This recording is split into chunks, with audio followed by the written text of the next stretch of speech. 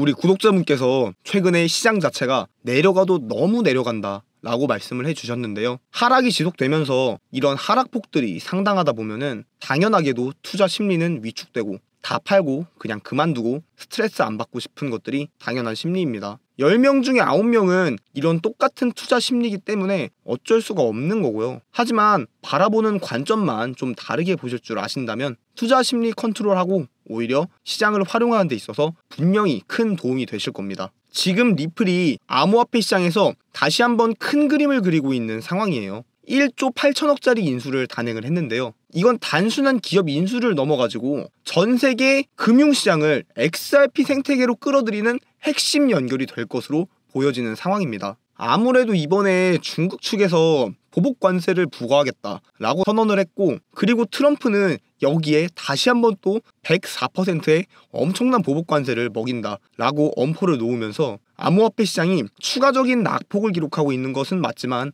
그런 상황에서도 이렇게 XRP의 펀더멘탈은 점점 증가하고 있는 추세입니다. 우리가 XRP를 투자할 때 늘 고민하는 게 있죠. 도대체 언제 오르나? 진짜 실제 사용이 되는 건 맞나? 기관은 언제 들어오는 거지? 이런 의문들을 가지게 됩니다. 그리고 이런 것들이 계속해서 투자 심리를 흔들어 오고 있는 상황인데요. 그런데 지금 이번 인수 자체가 이런 질문들에 대한 강력한 해답이 될 수 있는 뉴스로 보여지고 있어요. 리플이 이번에 히든로드라는 글로벌 프라임 브로커 회사를 약 12억 5천만 달러, 우리 돈으로 1조 8천억 원에 인수를 했습니다. 그런데 이게 단순한 M&A가 아니라 XRP 생태계를 제도권의 한가운데로 본격적으로 끌어들일 수 있는 신호라는 점에서 상당히 중요한 의미를 갖는데요. 특히 이번 인수가 스테이블 코인 RLUSD, CBDC 플랫폼, 그리고 글로벌 결제망과 실물 자산 토큰화 RWA까지 리플 XRP의 강력한 상승의 퍼즐을 완성하는 마지막 한 조각이 될 수가 있는 상황입니다. 그렇다면 이 히든로드라는 회사가 과연 어떤 회사인지 살펴봐야겠죠. 히든로드 같은 경우는 글로벌 기관 투자자들한테 암호화폐를 포함한 자산 거래 서비스를 제공하는 프라임 브로커입니다. 쉽게 말씀드려서 골드만삭스라든지 JP모건처럼 큰손 고객들을 위한 거래 창구를 암호화폐 버전으로 만든 회사다, 이렇게 보시면 이해가 쉬울 것 같은데요. 여기에 리플이 직접적으로 뛰어든다라는 거는 이제 XRP 생태계가 송금만 하던 시대를 넘어서 기관자산 유입 플랫폼으로서 확장을 하겠다라는 뜻이에요. 특히나 프라임 브로커가 자산 규모에서 수천억에서 수조 원, 기관 투자자들의 입구 역할을 하고 있기 때문에 이게 리플 입장에서는 어마어마한 연결 통로를 확보한 셈이에요. 그리고 여기서 끝이 아닙니다. 리플이 이미 RLUSD라는 자체 스테이블 코인을 준비 중에 있고, CBDC 플랫폼과 결제망을 통해서 글로벌 정부들과도 협력을 하고 있어요. 이번 히든로드 인수 자체가 이런 구조의 기관 자금 유입이라는 마지막 조각을 끼운 셈입니다. 그리고 이런 움직임이 XRP의 성격을 바꿔놓습니다. 단순하게 송금 코인이라는 그런 인식을 뛰어넘어서 실물 금융과 연결되는 정책형 자산으로서 변화하고 있는 상황이고요. 쉽게 말씀드려서 앞으로 XRP는요, 정부, 기업, 기관들이 함께 사용하는 금융 네트워크의 기반이 될 수 있다라는 겁니다. 리플이 최근에 발표한 보고서에서는 더욱더 큰 그림도 제시를 하고 있어요. 다가오는 2033년까지 토큰화 시장이 약 18.9조 달러, 우리 돈으로는 2경 5천조 원 규모로 성장할 것이다 라는 전망을 남겼는데, 이건 단순한 예측이 아니라 이미 전 세계 금융 구조가 디지털 전환을 시작했기 때문에 가능한 수치입니다. 여기서 말하는 토큰화 같은 경우는 실제 자산을 블록체인 위에 디지털로 표현해가지고 거래하는 구조를 말하는 거고, 예를 들어 한 채의 건물을 디지털 조각으로 쪼개 투자할 수 있게 만든 거죠. 이런 개념들이 적용이 되면은 부동산뿐만 아니라 주식, 채권, 금, 예술품까지 모두 다 블록체인에서 사고 팔 수 있게 됩니다. 그리고 이런 핵심 인프라 중에 하나가 XRP 리플레저가 될 수 있습니다. 우리 구독자분들도 알고 계신 것처럼 리플은 이미 50개국 이상에서 결제망을 구축을 했고, RLUSD 스테이블 코인, ISO 2002 기반의 국제 결제 시스템, 그리고 CBDC 디지털 화폐까지도 연동하여 갖추고 있기 때문에 여기에 히든로드까지 연결이 된다. 실물자산, 스테이블 코인, 결제망과 기관 투자까지 한 방에 모두 이어지는 그런 구조가 완성이 되는 거예요. 실제로 블랙록, 골드만삭스, 시타델 같은 여러가지 글로벌 금융사들 측에서는요, 토큰화 시장에 이미 진입을 하고 있습니다. 이런 흐름들 속에서 XRP가 가장 먼저 기반을 만든 정책형 자산이라는 점, 우리가 다시 주목하셔야 될 핵심 포인트고요. 결국에 리플의 히든로드 인수가 단순한 뉴스가 아닙니다. 실물자산 토큰화, 그리고 기관자산 유입까지 하나로 연결되는 생태계 확장의 완성 단계로 보여지고 있기 때문에 XRP가 장기적으로 실물 금융 기반의 자산이 될 수 있다는 확실한 신호인 거고, 그래서 단기적인 가격 변동보다는요, 이런 구조가 어떻게 완성되어 가는지를 보는 시각이 훨씬 중요합니다. 지금 XRP는 미래 금융 시스템의 핵심을 설계하고 있는 중이다, 이렇게 보여지고 있어요. 호재가 이렇게 줄기차게 등장하고 있는 상황 속에서 리플 코인의 재차 강력한 상승세 또한 바로 우리 눈앞에 있다, 이렇게 볼 수 있는 상황인데요. 이러한 리플 코인의 강력한 상승세가 전망이 되고 있는 상황 속에서 리플의 주요 목적인 국제 송금 시스템에 있어 더욱 빠르고 획기적인 성능을 보여주는 리플 레이어 2 코인이 각광을 받기 시작했는데요. 오늘 소개드리는 이 코인은 리플 블록체인에서 개발된 유일한 레이어 2 종목이기 때문에 향후 XRP가 10배 오를 때 100배, 1000배 상승도 충분히 기대해 볼 수 있는 종목입니다. 이 코인 홈페이지를 보면 메인 화면에 XRP 생태계를 위한 사이드 체인이라고 프로젝트 목표가 명시되어 있습니다. 사이드 체인이란 XRP 체인을 더 원활하게 구동할 수 있도록 지원해주는 체인을 말합니다. 따라서 XRP 생태계가 커질수록 이 코인의 사용처도 폭발적으로 늘어날 수 있죠. 그리고 이 코인의 이용자가 늘어날수록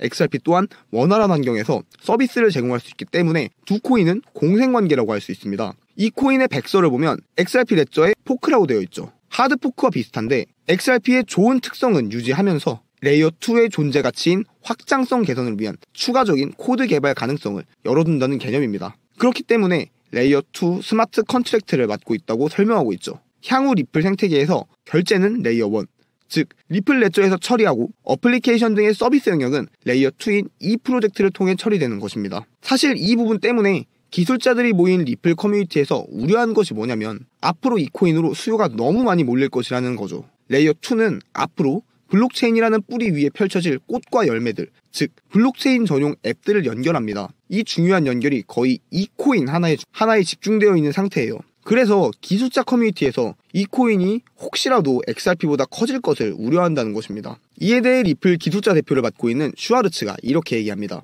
새로운 체인이 기존 체인의 가치를 떨어뜨릴 것이라는 생각은 지금 걱정할 내용이 아니라고 말이죠. 이 코인이 너무 커질 것에 대한 기술자들의 우려를 기술자 대표인 CTO 슈와르츠가 직접 나서서 달래주네요. 이 코인 얼만큼 중요한 프로젝트로 인식되고 있는지 잘 보여주는 대목입니다. 이 코인은 작년 12월에 출시되어 아직 1년도 안 된 초기 단계입니다. 현재 47원, 그리고 시총 역시 270억 수준으로 45조인 리플 XRP에 비해 100분의 1도 안 되는 저평가 영역에 있다고 볼 수 있습니다. 그리고 전체 물량의 98% 이상 이미 유통되고 있기 때문에 개발팀의 언락으로 인한 하락 충격은 걱정할 필요가 없겠네요.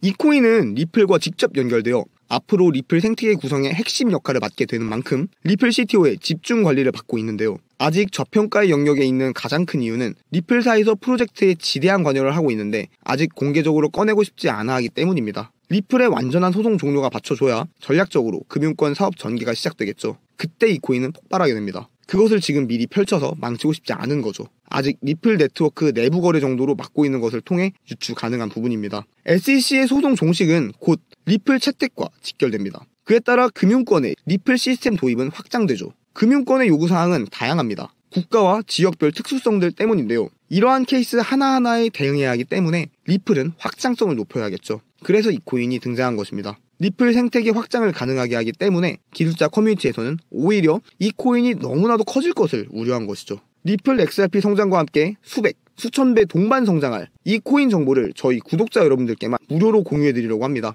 이 코인 정보가 궁금하신 분들은 영상 하단 더보기 안에 카톡 링크 클릭 후 숫자 9번과 레이어 2 메시지 남겨주시면 해당 코인 정보 안내드리겠습니다. 다만 오늘 시장에서도 XRP가 여전히 낙폭을 기록하고 있다 보니까 아마 현재 XRP에 대한 평단가를 떠나가지고 모든 XRP 투자자분들께서 우리 구독자분들 투자 심리가 모두 비슷할 거라고 생각을 해요. 하지만 흔히 말하는 피할 수 없으면 즐겨라, 이런 말을 한번 떠올려 보면 좋을 것 같은데요. 우리가 할 수 있는 영역과 할 수 없는 영역에 대해서 생각해 보시면 됩니다. 트럼프가 관세 전쟁을 하고 시장이 떨어지고 리플이 떨어지는 것들, 그 누가 와도 막을 수가 없겠죠. 하지만 그렇다고 투자 시장을 그만둘 게 아니라면은 과연 어떤 걸 해야 될까요? 정답은 생각보다 간단합니다. 내가 보는 지금의 관점을 조금만 다르게 보시는 연습을 하시면 좋습니다. 아마도 우리 구독자분들 스스로 계획하시는 리플에 대한 목표 타점이 다들 있으실 거예요.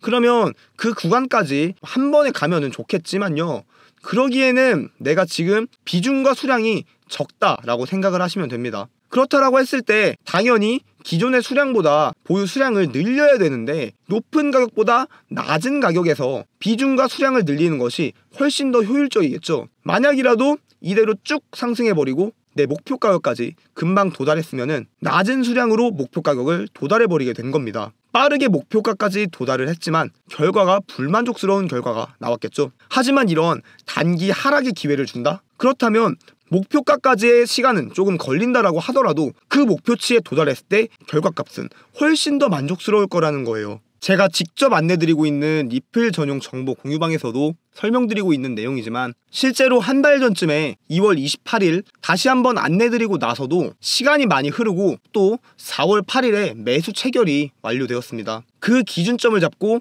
매도에 대한 목표나 매수에 대한 목표 구간을 세우셨으면요, 시간이 조금 걸린다라고 하더라도 기다리는 매매 습관을 가지셔야 돼요. 말 그대로 나만의 매수 포인트, 매도 포인트들을 거미줄처럼 그물망을 쳐놓고 조금은 기다리는 여유를 가지시는 게 핵심입니다. 항상 강조드리는 내용이지만요, 그렇다고 매도, 즉 수익 실현을 너무 가볍게 생각하시는 것도 안 돼요. 특히나 지금 같은 시장에서는 적당한 단기 고점을 활용하시는 것이 효율적입니다. 그리고 1월 12일 당시 리플의 분위기가 비교적 지금보다는 좋았던 그 시기에서도 적당한 단기 고점을 통해서 분할 수익 실현을 강조드리는 이유는, 메인 비중은 보유를 하시되 일부 비중은 항상 적당하게 내 것으로 만들어 놓으면서 현금 비중, 단기 고점과 단기 저점을 활용하시는 게 효율적이라는 겁니다. 물론 여기서 팔고 나서도 더 상승할 수도 있는 거고, 혹은 매수하고 나서 더 하락할 수도 있겠지만요, 신의 영역에서 매매를 하려고 하시면 안 되는 거예요. 항상 나만의 비중 조절,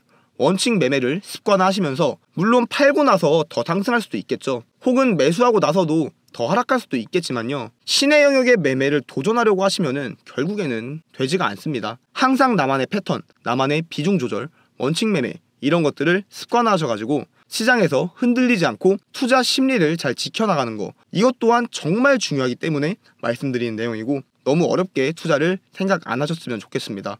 요즘에 코인 시장이 너무나도 이렇게 들쭉날쭉 해가지고 언제 들어가야 될지 도무지 감이 안 잡힌다 라고 말씀하시는 분들이 많이 계시는데요, 아침에 잠깐 보니까 오르고 있어서 따라 샀는데 오후에 갑작스럽게 떨어져가지고 손해보고 또 무서워서 안 샀더니 그 다음날엔 다시 올라가는 이런 일들이 반복되기 때문에, 이런 흐름들은 사실상 단순한 우연은 아닙니다.